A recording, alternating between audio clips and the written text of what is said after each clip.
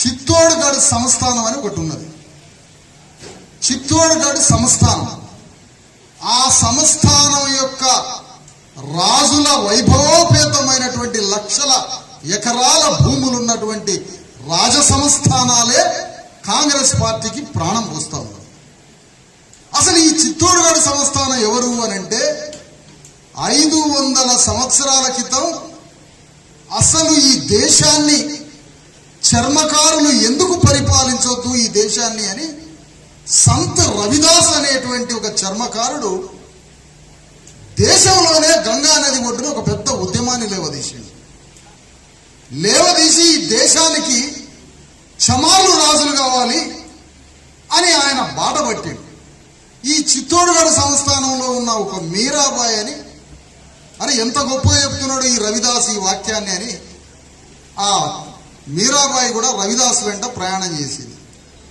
ఒకరోజు చిత్తోడ్గఢ్ రాజులంతా మా రాజ్యాన్ని కూలగొట్టడానికి సంత్ రవిదాస్ ప్రయాణం చేస్తాడు, ఈ రవిదాస్ యొక్క తత్వం ఏంటో ఇందామని ఆ రవిదాసుని చిత్తోడ్గఢ్ సంస్థానానికి పిలిచారు. ఒకరోజు పిలిచి ఆ చెప్పు రవిదాస్, నీ తత్వజ్ఞానం ఏందో చెప్పు అని ఒక పావు గంట చెప్పించి కత్తులు తీసుకొని క్షత్రియులంతా ఆ రవిదాసుని ముక్కలు నరికి పారేశారు.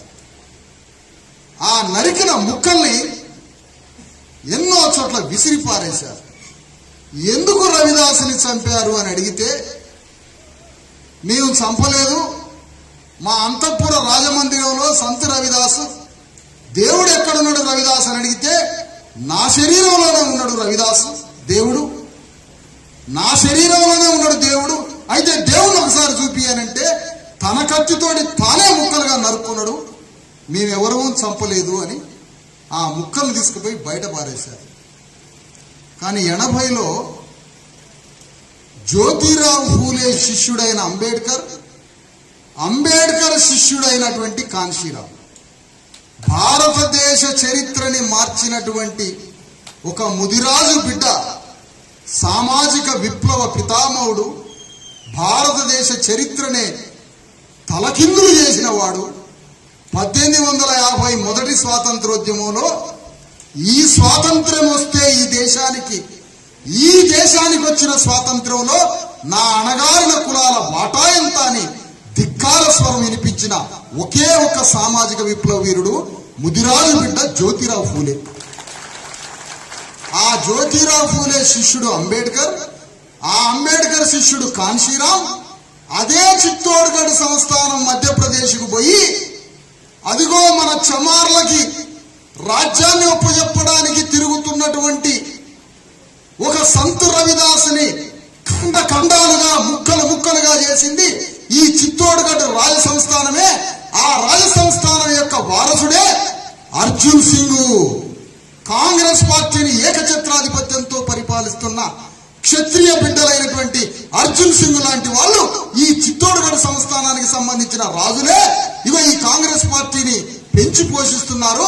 ఎవరు ఈ చిత్తోడ్గఢ్ రాజులు అంటే మన రవిదాసుని 500 ఏళ్ల క్రితం మన సంత్ రవిదాసుని చంపిన ఈ క్షత్రియులే ఇవాళ కాంగ్రెస్ పార్టీని పెంచి పోషిస్తున్నారని చెప్పగానే మాదిగలంతా తిరగబడి మా దైవం లాంటి రవిదాసుని చంపింది ఈ చిత్తోడ్గఢ్ రాజులే కదా, కాబట్టి ఈ రాజుల కాంగ్రెస్ పార్టీని పాతాళానికి దొక్కేయాలని 80 నుంచి 90 దాకా 2000 సంవత్సరం దాకా 100 కిలోమీటర్ల లోతుల కాంగ్రెస్ పార్టీని పొందబెట్టారు ఉత్తర భారతదేశ చమార్లు.